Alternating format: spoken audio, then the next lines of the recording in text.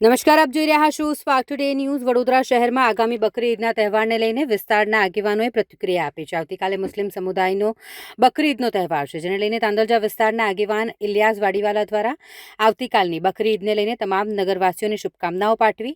જ્યારે આવતીકાલે મુસ્લિમ સમુદાયનો બકરી ઈદનો તહેવાર છે, જેથી જ્યાં પણ કુરબાની કરવામાં આવતી હોય ત્યાં લોકો દ્વારા આડેધડ કોઈપણ જાનવરનો ભાગ કે પછી એના જે અંગો છે તે ચીજવસ્તુઓ રોડ રસ્તા પર ન ફેંકવી। જ્યારે મહાનગરપાલિકાએ તાંદલજાના 2 થી 3 સ્થળો પર તેની વ્યવસ્થા કરવામાં આવી છે, તે સ્થળ પર જ વેસ્ટેજ નાખવામાં આવે તેવો વિસ્તારના લોકોને અનુરોધ કર્યો છે।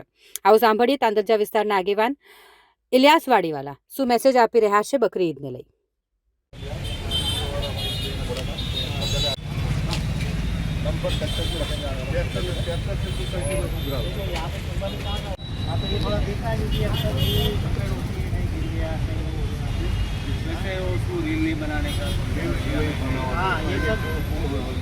આવતીકાલે ઈદનો તહેવાર છે, પોલીસ દ્વારા ફૂડ પેટ્રોલિંગ કરવામાં આવી છે।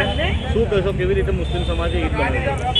આજ રોજ આપ જોઈ શકો છો ડીસીપી અભય જોઈન્ટ ટુ અભય સોની સાહેબ, એસીપી કાટકર સાહેબ, પીઆઈ સગર સાહેબ, તમામ સ્ટાફ સાથે આજે વિસ્તારમાં પેટ્રોલિંગ કરવામાં આવ્યું। અને જેમ સોની સાહેબે બધાને જાણ કરી છે કે કુરબાની આવતીકાલે કુરબાની ઈદ ઉલ અઝહા કુરબાનીનો તહેવાર છે, તો આપણે કુરબાની પડદામાં રહીને કરવાની હોય છે। અને કુરબાની પછી અલગ અલગ વિસ્તારમાં જે વેસ્ટેજ હોય છે એ આપણે ટ્રેક્ટર દ્વારા વોર્ડ નંબર 10માં રજૂઆત કરી છે। અને તમામ વેસ્ટેજ દારૂલૂમ પાસે અને પત્રકાર પાસે મોટા ખાડા કરવામાં આવ્યા છે, ત્યાં જીસીબી દ્વારા ડમ્પર દ્વારા તમામ વેસ્ટેજ કચરો લઈ જવામાં આવશે।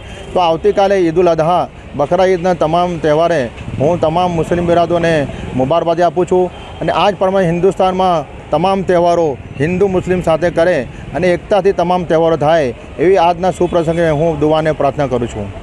ઇલિયાસભાઈ વાડીવાલા।